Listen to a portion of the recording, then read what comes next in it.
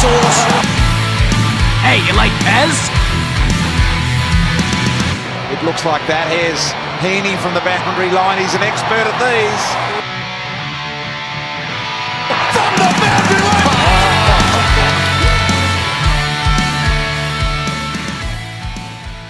Hello and welcome to Behind the Boundary podcast. I'm your host Pez. I'm here with Sauce and we're here to talk about footy, Sauce, but it feels like only yesterday where we recapped round two. Hey guys, that's because it was only yesterday, Pez. That's what happens. We do love the Thursday night games, but that's what it really does. It puts us here behind the boundary under the pump a little bit, like some of the teams coming into round 3, 0-2, and a couple of unsurprising figures actually. Got Brisbane 0-2, set to be one of the top teams. You've got a couple of teams that were expected to make the top 8, as some people had predicted, that they're sitting 0-2 in Essendon and North and Carlton. So a big round 3 for a lot of teams. No, I'm predicting a couple of those teams to be in the final, Sauce. If you speak to their supporter base. That's a bit cheeky there. But one thing I do miss is the teams coming out on a Thursday night for the whole round, because tomorrow night, I know the game would be on, but we'd get the teams for all the round, and the Sunday we'd get the 3 emergencies that quite possibly could come in as well, and that was good for everyone. It was good for tippers, it was good for punters, it was good for Supercoach players, just good for football, and the coaches and coronavirus had to go and ruin that last season. Yeah, it definitely puts a lot of people under the pump, and they spend a lot of the week hypothesising about the people that are coming in. So when you listen to this show, some of the names that we could mention that are predicted to be in have trained well during the week, played well in the VFL. They might actually get up for the game, or they might not get up for the game. So, but that's what we do anyway. We bring you, I guess, one of our new favourite segments, Pez, in End to End. We go through all the games and we make our predictions. We pick a nice line, and I think we should just get into it. Fremantle from one end to the other. Now it gets really interesting. What a game of Australia rules football. Towards attacking 50. Here's the roar. There you are, Sauce. Straight into end to end this week, getting around round 3 of footy. Make sure you follow us at Behind the Bound on all the socials, Twitter, Instagram, Facebook, and leave us a 5-star review on any podcast device that you do listen to us on. Leave us the comments. It really helps us out climb the ladder in the podcast segment. Yeah, climbing the ladder, like one of these teams that we're about to talk about, Pez. Some big predictions for Brisbane coming into the round 3 game, but there's been a little bit of a spanner thrown in the works for the first game. This game was meant to be fixtured at Brisbane. Brisbane went to host Collingwood. I can see in the AFL fixture that they still are the home team, so they must be playing under Fitzroy this week. Oh, yeah, it's a big twist and change around, because Brisbane have not gone home since that Geelong debacle from last week. And I don't want to get talking about that, Sauce, because you know how long I've gone about that for. But Brisbane have to go to Marvel. Collingwood playing at Marvel as well, not the MCG, so it's a little bit better for them. And they've actually swapped their fixtures for later in the year, because Collingwood played Brisbane twice, and they've swapped the game, I think, in round 22, round towards the end of the season. That'll be up in the Gabba instead of the MCG. Yeah, it could prove really critical for Brisbane, because if they would expect normally to go back to Brisbane for this game, they probably mop around Collingwood at home at the fortress that is the Gabba. But they play an informed Collingwood side after their bounce-back week last week, and they really risk going 0-3, and with an uncertainty of when they're going to return to Brisbane, really, really dangerous game for Brisbane. Oh, completely dangerous, and for the punters and tippers out there, we'll have to see what goes on. But the teams are actually in for this one, Sauce, on the Wednesday night. So for Collingwood, out goes Jamie Elliott injured, and in comes Chris Mayne. Trey Rusco is omitted. He did come on as a medical sub and kick a goal in the second half last week against Carlton, but it's a bit weird this season with the medical sub, because the medical sub's always getting omitted the next week if they're not in the best 22, and then they'll probably be the medical sub again. So it's a little bit strange. 2 people out, 1 person in. Brisbane, Oscar McInerney got injured last week. We spoke about that in our show yesterday. Coleman has been omitted, who came on as a medical sub last week. Harry Sharp, the first gamer, and Jackson Pryor omitted. Connor Balladin comes in. Devon Robinson and Marcus Adams, ex-Bulldog, comes back into the lineup as well for Brisbane. Yeah, he'll find himself nice at home. So he'll be probably the only one playing at home here for Brisbane at the Marvel Stadium, because we know the Western Bulldogs play that game really well. Really interesting game, this one, because I think if this was in Brisbane, everyone would not even think twice about tipping Brisbane. But the element of them staying in Melbourne for the week, the interrupted, pre sort of warm-ups to the game, really puts the game in doubt. And honestly, Pez, I'm a little bit, I was sort of 50-50 with this game, but I think you've got to back in the Lions in this one. They were very inaccurate against Geelong, and that seems to be the trend with them. The Collingwood, I think that they looked good last week, but I think they were more responding to the criticism that they copped from that round one loss, and I think that's all it really was. I don't think they were playing a Carlton side that, we spoke about it on our last pod, that have a bit of a culture of losing there, but realistically, yeah, I think the Lions can get it done. That's the big point there, Sauce. Collingwood bounced back and had a massive win. They played against Carlton. I know we all backed Carlton in and we were tipping Carlton, most tippers out there, but they were only playing them. Now the line, Sauce, -3.5 in Collingwood's favour. So I'm guessing you think Brisbane's going to win. You're going to go the plus?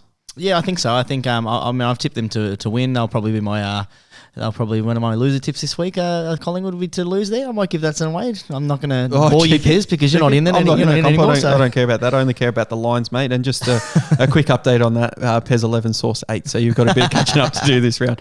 But you're on the Lions. Now, I'm going to be on the Lions as well, Sauce, at the +3.5 there. I think they can win the game. We know Collingwood's backline is really strong. Jeremy Howe's, he still hasn't got back to his full fitness or anything like that, but he's down there as well. But Darcy Moore, who was killing it last week. Now, Brisbane, they're not going to be as stupid as what Carlton were last week and just bombing the ball down in Darcy Moore's direction. So I think that they can run the ball in, get better spot up forwards, 40 metres out, kicking for goal. The only thing that will lose Brisbane the game, apart from the umpires if they do that again, is their inaccurate goal kicking. I think they win in the midfield against the Collingwood team. I think their backline can hold up because this is where they win the game, because I don't think Collingwood's forward line wants to kick goals. I think Brisbane in the middle of the ground can stop them from kicking to players on the lead like Jordan De Goey and Jamie Elliott, who's not even playing. So it strengthens Brisbane's backline there. Harris Andrews, you've got Mason Cox and Brady Myercheck. I don't rate them very highly as forwards, so I think that Collingwood can't kick a score at Marvel Stadium that will beat Brisbane. So confident in this one that Brisbane will win. They are outsiders, and a lot of people will be back in Collingwood after last week. But Sauce and Pez both on Lions +3.5. Yeah, most definitely, Pez. You touched on their scoring ability, and I sort of articulated this last week in the podcast and got it completely wrong with some of those small forwards stepping up. But the stats don't lie. They're sitting last in inside 50s, averaging 44, almost 11 behind the Brisbane Lions. And we saw how damaging they can be when they go forward. Last week, they got a lot of rebound 50s, the Magpies, and realistically, it was because the ball was being kicked into Darcy Moore's hands 2 weeks in a row. The Western Bulldogs just blazed away and gave him straight to the pill. And Carlton, I think they must have had a clash of the jumpers because they were giving him straight to the ball, and that's where they're getting most of their offense. Brisbane, whilst they are inaccurate when going for goal, leading into that forward line, they get a lot of good options going forward into that scoring attack. Yeah, some of the smaller players. I think Charlie Cameron needs to step up. Lincoln McCarthy, players like that. And the two big fellas, Joe Danaher and Eric Hipwood. I don't know where Darcy Moore's going to stand, but I think both of them need to get out of each other's way, lead to the opposite side of the ground or something, and then get some free ball in there. So let's go the Lions, and we move on to the Good Friday. Yeah, we do. Good Friday event, which is starting to become a little bit of a tradition. I don't know how long North Melbourne can hold this tradition. They fought really hard to get this year. They've been extremely disappointing the last couple of years towards it. They had that shock loss towards against the Essendon Bombers a couple of years ago. But other than that, they've been really disappointing when they play the Western Bulldogs. So this game's 4:20 at Marvel Stadium. North Melbourne playing the Doggies. The line for this one is huge. It is 42.5. I think that's the biggest line we've seen this season. It is the biggest one this season. Is the biggest one this round. I mean, it's very obvious here we're both going to be going the Doggies to win the game. But what can North do to actually stay competitive in this game?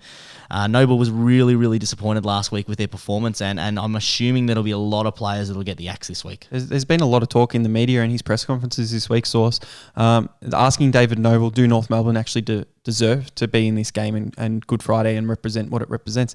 And he's saying, of course we bloody do. We're in there, we're ready to go, we're ready to fight. David Noble's just been there for 2 seconds. He's actually got no other choice but to say that. But the AFL are going to look seriously hard at putting two teams in there that are actually going to show a good performance on Good Friday. NRL have been doing Good Friday footy for years, and they've been very successful, whereas there've been a few good games on the Good Friday and close games, including with ones with North Melbourne. But if North Melbourne are going to be as bad as they seem to be, they're not going to keep that for very long. So interesting enough, if it was tipping, as you said, we both tipped the Bulldogs very easily, but 42.5, over 7 goals. I'm a bit worried about the Bulldogs' ability to score, kicking it in high to their big forwards, and I've spoken about that previously on the show. I'm also a bit nervous about their backline and how it stands up against the really good teams. Now, North Melbourne, not a very good team, but it looks like Ben Cunnington might make his return, Sauce. Is that right? Yeah, that was confirmed during the week. Noble said that he would definitely play after missing the first 2 games. So that will sort of give them a little bit of a boost in that midfield, but you still got to have more than just one guy. And we saw last year Cunnington when he was playing, he was good with the football, but you still got to have something to kick to. You still got to have something to deliver to. We spoke about the scoring options for the Bulldogs last week. They had they had 3 from Bruce, they had a couple from Montempelli.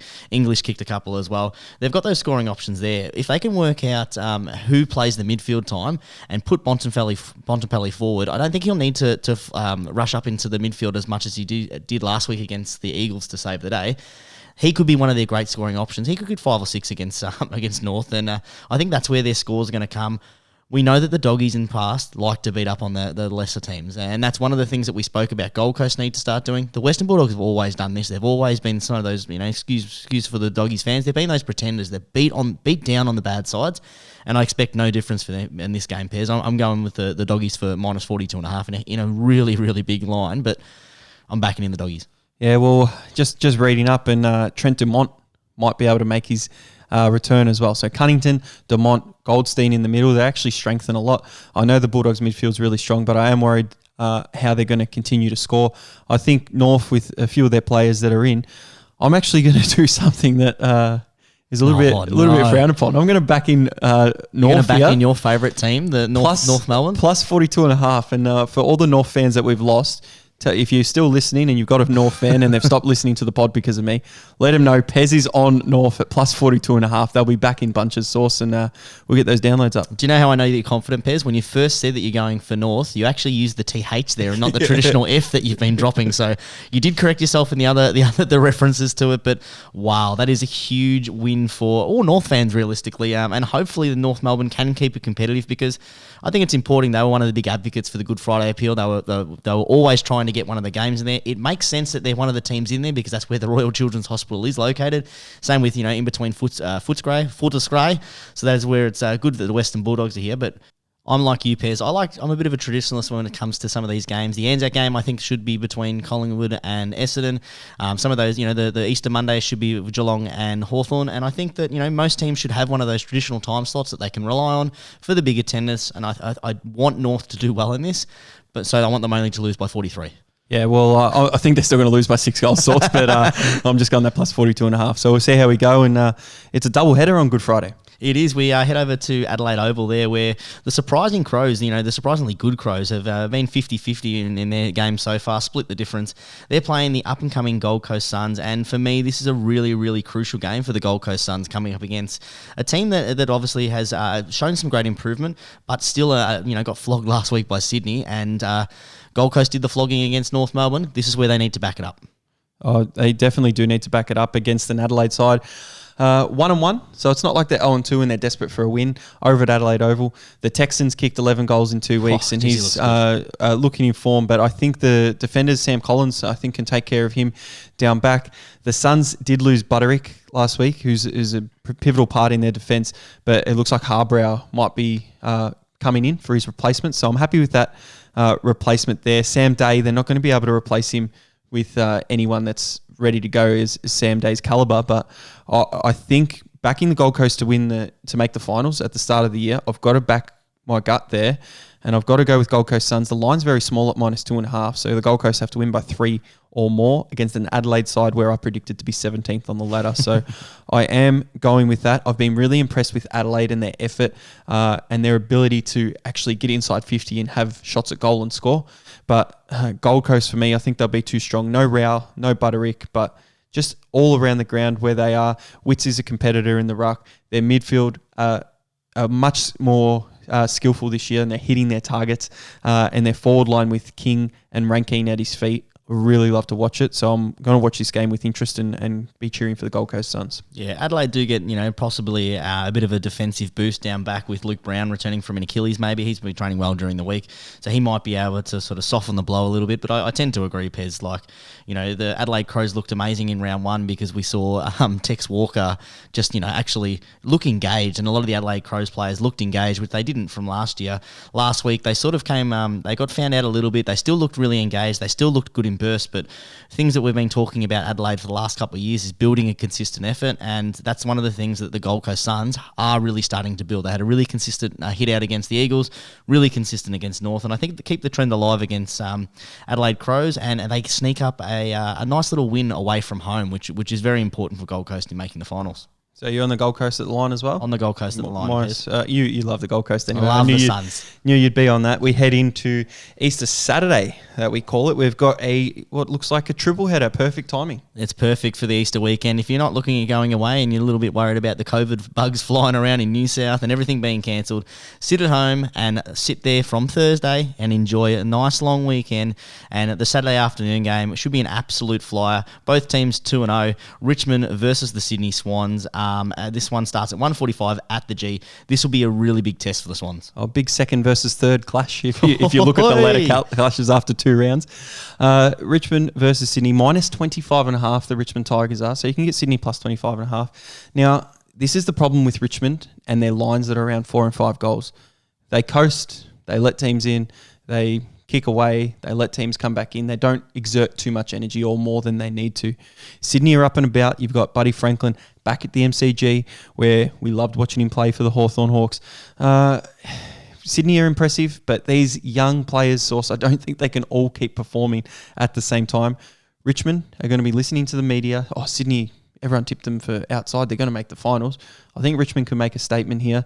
I don't know if they're going to, put the foot on the pedal and try and win by 10 goals, but 25.5, if that line's a little bit higher, around the 30 mark, I'd probably back in the Swans, but being minus 25.5, I'm going to back in the Tigers to win by 26 or more, just because Dustin Martin, Tom Lynch, Jack Rewalt, they're going to be kicking goals against the Swans, and their defence is just so strong. Yeah, most definitely. And it could even get stronger with Nick Vlosten and Basher Hooley, Damien Hardwick during the week, indicating that they could get the run. Come at the perfect time because, one of the strengths of the Sydney Swans is their forward power. You sort of alluded to it with Franklin, but it's the young blokes that are coming there as well. Goulding, Wicks, Heaney, Papley, McDonald getting there as well. Your man Hickey kicking a couple of snags here and there, looking like a rejuvenated player at his 7th club or whatever it is. You go up every single week. Every time.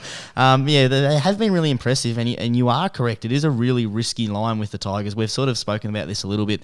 They do enough just to cruise along. They're going to get found out by one of these teams because obviously they're the team that is hunted, but they have got that 3rd or 4th gear that they seem to just stick in for most of the game, pop it into 5th, let Dusty go nuts for half a quarter, kick 3 snags, end up with 38 or something, and end up winning the game. But Pez, only because I am down, and I think this game that line is really, really bang on. I'm going to go with the Swans here. Yeah, Swans, plus 25.5. There you go. It'll be interesting to see what that line closes at. And all credit to you going for the Swans there. Hopefully they can put on a good show and it's not just a massive blowout at the MCG, because the only game on, you can't switch to another game or anything. So you want to keep your interest there. But Richmond just pressed you. He looks prime and ready to go. When he was at the Gold Coast and the Gold Coast lost him, they would have been spewing. Comes down to Richmond, wins 3 flags now, and he's going to continue. Couple of club best and fairest as well there, unbelievable. And I just hope for Sydney that Richmond don't just decide to kick this game into 5th gear right from the get go and make this a blowout, and Sydney don't recover. Hopefully that's the danger of this when you're playing as an up and coming side, especially with some firepower that are showing a lot of promise and everyone's talking about. I do want to see a good game in a close contest, Sauce, but now that you've tipped against me, I just want to see Richmond blow them out and maybe put into 5th gear right from get go. The interesting thing with Richmond when we watch them is Dusty Martin. He's so he doesn't care about himself. He cares about his teammates so much, and not just giving up the ball, but in interviews and things, he doesn't want to talk about himself. But deep down, if he wants that Brownlow, he's going to go and get it. So it's not even about winning the Brownlow, mate. It's just if he wants that win, that W is just there. Like he's one of those rare players that we have in our AFL game. In a game where you've got 22 other blokes running around, unbelievable. It's not like basketball where you've got one player that just takes over the game. it's incredible to see a person in a game with so many people on the field literally to take the game in his own hands and just dominate. He did it against Geelong in the grand final. He's done it a couple of times. He did it against Carlton this earlier in the season. You know, the Hawthorn game, it was never really in doubt, but, you know, it's really dangerous having a player like that in our league. Oh, 100%. And we move on to probably the match of the round next, Sauce. Yeah, the Saints were really disappointing last week, losing to Melbourne, and they take on Essendon at home at Marvel Stadium for the Bombers. This game is a 4:35 time slot. The Bombers really have to bounce back because whilst giving out two really, really disappointing performances, blowing a 39-point lead and then getting blown out by over 39 points in almost the first quarter, the Bombers haven't actually had a lot of scrutiny thrown at them, and it's really, really interesting that the pressure really is on the Saints here because a lot of experts are asking the questions about the Saints about, you know, Bradley Hills, you know, him being one of the recruits, and are they using him well, and what's going on at St Kilda, forgetting that they have so many injuries. But I think this is a really, really vital game for the Saints to win.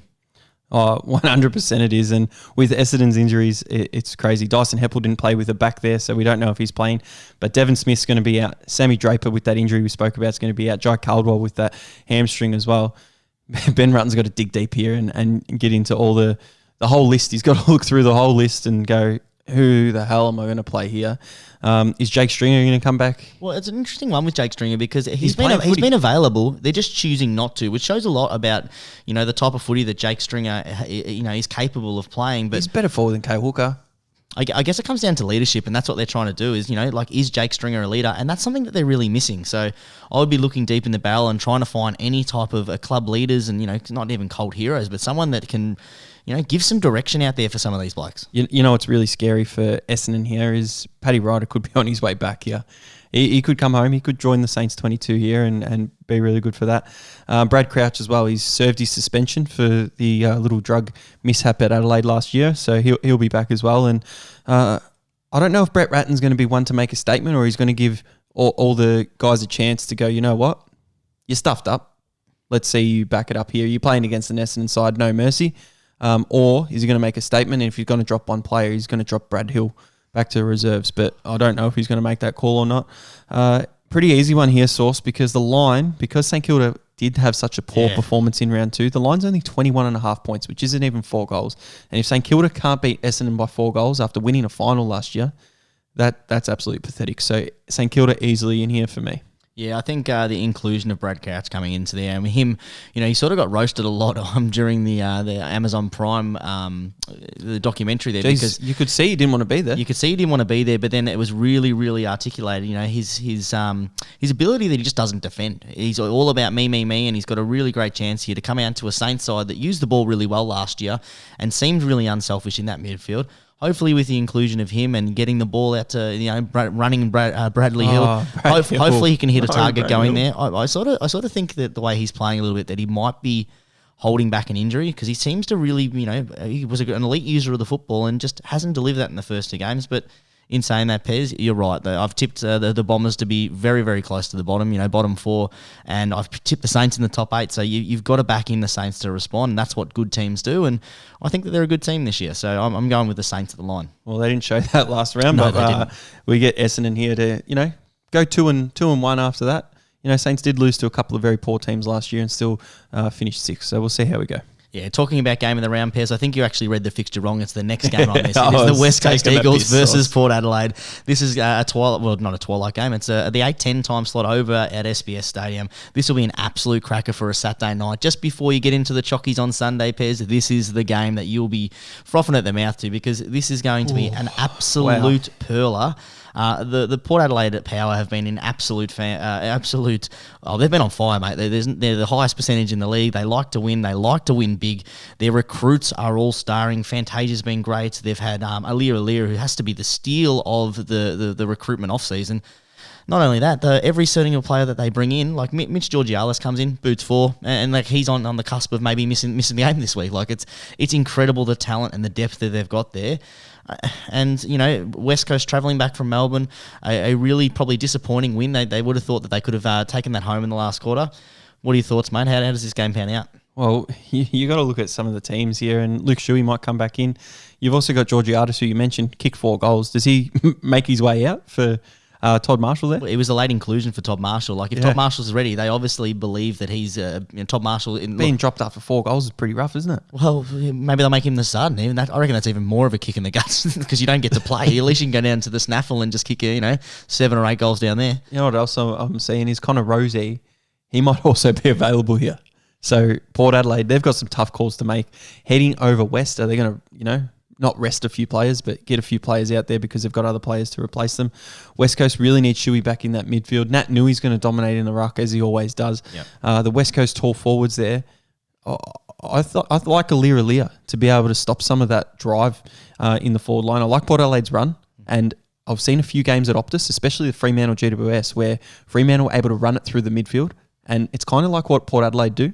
So I think Port Adelaide can do that and chop West Coast up in that middle, because West Coast at the moment, some of their midfielders just aren't running hard enough the other way. So I think Port Adelaide can get the ball over the top with that link of Zach Butters and get it to their forward line. And their forward line is so potent with Charlie Dixon as the main target, but you don't even have to kick it to him. You could spend a whole quarter not kicking it to him and you'd still make good choices everywhere else. So it's a pick'em game. There's no line here at the moment, Sauce. The odds are very close together. So I'm just going to pick Port Adelaide to win. I think they want that top spot of the ladder and they want that record and stay on top spot. And West Coast, they're going to struggle a bit after losing this one, but they're at home. I know they didn't lose last year until the finals at Optus Stadium, but interested to hear your thoughts. Yeah, I mean, this is one of the games that Port Adelaide would have circled at the start of the season as their round one, because the first 2 games they played pushovers in Essendon and North Melbourne, and I think that they really didn't even put it out of cruise control against both of those opponents. This one here, they will be working hard, they'll be looking at the tapes, and I just looked at their pairs. I didn't realise that Tom Rockcliffe had spent the first 2 games as the sub. Tom Rockcliffe has been the sub for the first 2 weeks. That's how deep this team is. And I tend to agree with you. Like, Aliir can do the job down back on some of those tall forwards. They've also got Tom Jonas, who was in all Australian form last year. Dan Houston, we said, much improved last year, running off that back line and really being able to stop. They've got superstars or potential superstars at every sort of lineup there. You're right with what their forward line brings. They've got so many different things. Robbie Gray, Butters, Motlop, Fantasia, and then you've got Ollie Wines, Dersma, and then some of those other blokes that we spoke about, Georgialis and Marshall. Imagine both of those players. Put Rosie in the Put Rosie in there as well, and maybe that's the only sort of deficiency they have, is that they've got too much talent, and it's a bit of a, if you overthink it, you can put the wrong people in. But if it's a picking game, Pez, I'm all over Port Adelaide in this one. I think that the West Coast Eagles, they just don't have the depth to go with them just yet. They miss that run through the midfield, and Port Adelaide, we know, they love that run through the midfield, and if you turn it over, they will hurt you.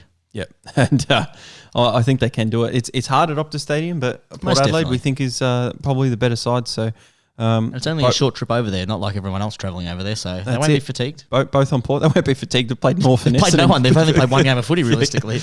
And maybe not even, maybe 3 quarters. But we move on to Easter Sunday. Only 2 games because there is an Easter Monday clash as well. And I can't wait to get into that Monday time slot, Easter Monday, the Hawks versus I was about to say the Swans then. I can't even say my own team, but the Geelong Cats. But let's get through Carlton and Fremantle. This game is a really, really tough one. Fremantle looked impressive last week against the who do we know who they are, really Giants. And Carlton have been 0-2, as we mentioned on the last show, 9 years where they've started 0-2. 0-3 is going to be really tough for them. I'm really interested to hear about your thoughts with this one, Pez, because I was high on Carlton coming into it, but I'm slowly starting to change my opinion of them. After being on them very, very hard last week, Sauce. Yes. The line here is minus 15.5 in Carlton's favour. A big reason for that, I think, is it's at Marvel and Nat Fyfe with his concussion. I think this could be our first person that is actually ticked off by the AFL and could make his return. But at the moment, you've got to pick this game with Nat Fyfe out of the side. Walters could come in to replace him, so, not a like for like, but Walters is a decent player in himself. I think that Levi Casbolt is a struggler. He can take a mark. He's been doing it for years. He can't kick the footy. He's not an AFL standard player. You've got to get him out of there. I cannot believe, Sauce, that Oscar McDonald did not play last week after coming on as the medical sub in round 1 and actually showing something, kicking 2 goals very quickly and winning every contest he was involved in. So get Casbolt out, get Oscar McDonald in, and I've got to go Carlton by 16 or more here. I think 0-2, it's going to have a fire in the belly, and they're going to go, you know what? Shit, we're not just going to win games. We actually have to put in the effort, and we've got to do this. Carlton, this is your last chance. You go 0-3. you're nowhere near playing finals this year. So a Fremantle side full of confidence in the young guys. I don't think their run will be as successful at Marvel Stadium as it is over at Optus. And Nat Fyfe, if he is on the sidelines, definitely a Carlton 16 plus. Yeah, it's really interesting, this one, because, the late news of Jack Martin and Zach Fisher most likely missing were really big outs, especially if they were going to bring in Eddie Betts. And I know you don't like him, but Jack Silvani does add some depth to that sort of forward line that they had there.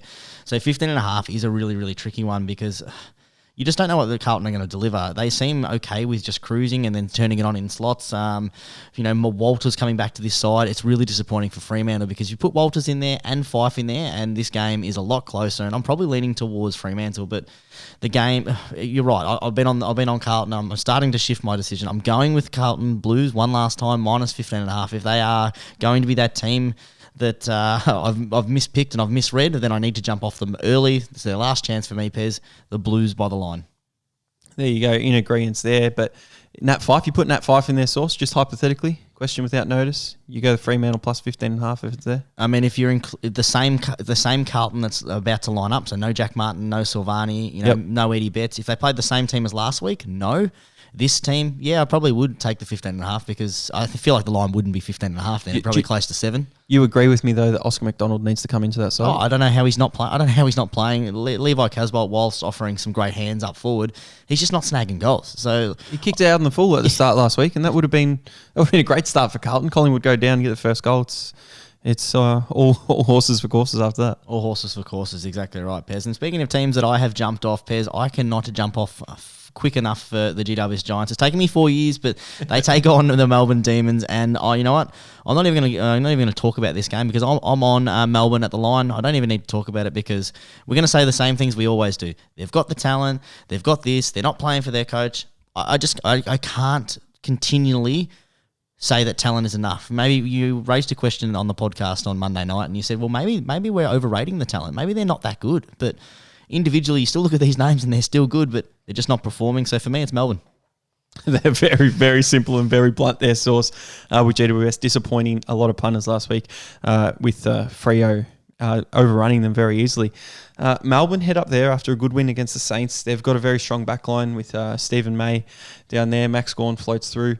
And Lever as well. Lever as well from Adelaide. So very, very good. Their forward line, they still haven't got Ben Brown in there, but they do have players that can come up and snag. They've got Neil Bullen, who runs around between 70 and 50 and kicks it inside 50 there. Fritsch, who can take a mark inside 50 and kick for goal.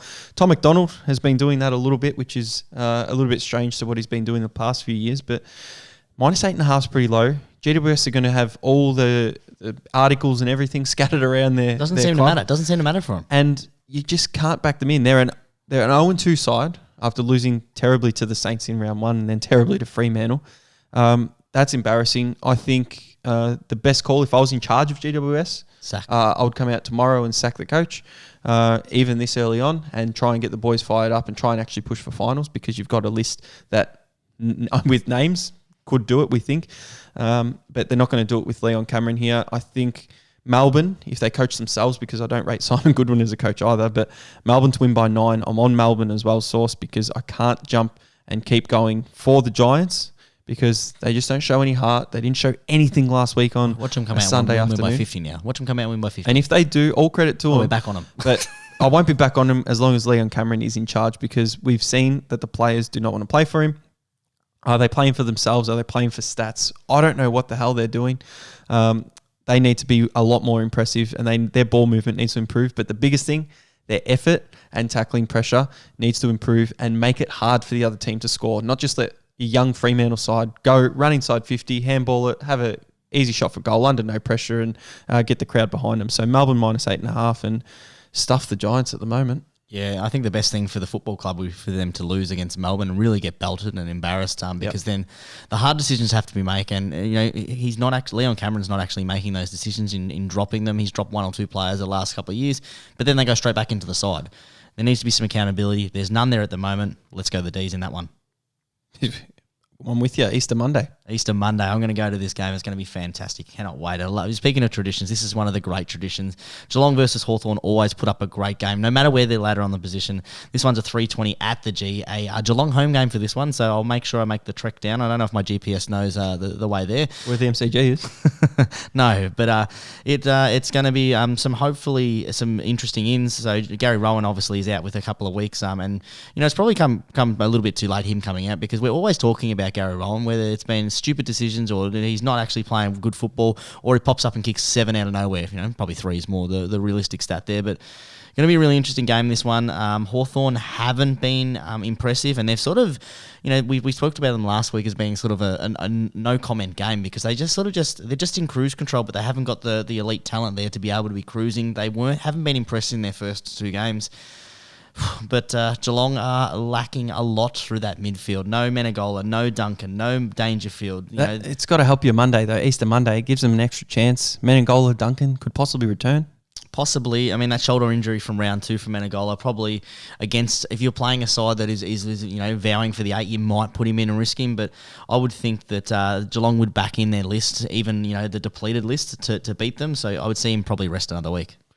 Yeah, well, it's interesting here. Like 22.5 is a little bit less than 4 goals. That line we kind of talk. I think they've got the line right here, the bookies, and you could go either way.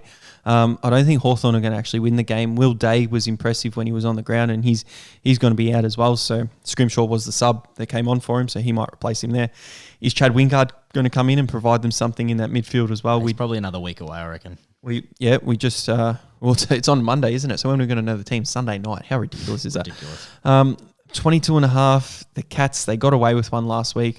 Do they have to make a statement? They probably only have to win by 3 goals and win comfortably there. But no Jeremy Cameron in sight still. Their forward line, they do need something inserted in there. With Guthrie though in that middle, Tom Hawkins in the ruck in the forward 50 and being able to kick goals there. I'm going to go with the Cats to win by 23 or more. Not a lot of confidence in it, but I think they can win by around 5 goals. So the Cats for me. Yeah, what I like about the Cats is even though they've got those big names out there, there's still enough consistent names there. You've got Duncan, my man Guthrie, Jordan Clark and Constable. They looked really good last week. Selwood, when he seems to be a step up an extra level in these big games, and I expect no difference on the Monday. Well, I was about to say the weekend, but it's not really the weekend, is it? Monday. And the thing that I like most about the Cats, the one thing that they really struggled in that round 1 against Adelaide, is their back line. They've got those big names back in Tui, Tommy Stewart. Henderson actually has been looking a lot better. Blitzars has been able to play a more natural role. O'Connor did a fantastic job on Neil. I'm backing in the Cats, obviously, Pez, to get it done, probably by 30-something points. Yeah, one thing you do have to be scared of is Alistair Clarkson against Isaac Smith. Yeah, it'll be for the interesting. first time as well. There's been a lot of chatter about that, actually. But see what happens. Isaac Smith, realistically, he hasn't made a lot of impact despite kicking that give me goal that realistically would have been better if Tom Hawke had just swung it over the beat. But the most unselfish footballer there. Though, that's 2 games that Isaac Smith has won for the Cats, actually, and in his short career. Yeah, we know that. Yeah, he did win one. The Cats would have thanked him for that. You reckon they thanked him for that when he rocked up to training? Surely on his locker there would have been Isaac Smith's or something like that. Thanks for missing that goal in the final, mate.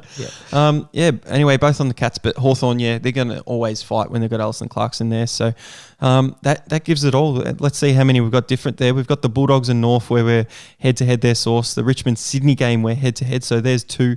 And that's it.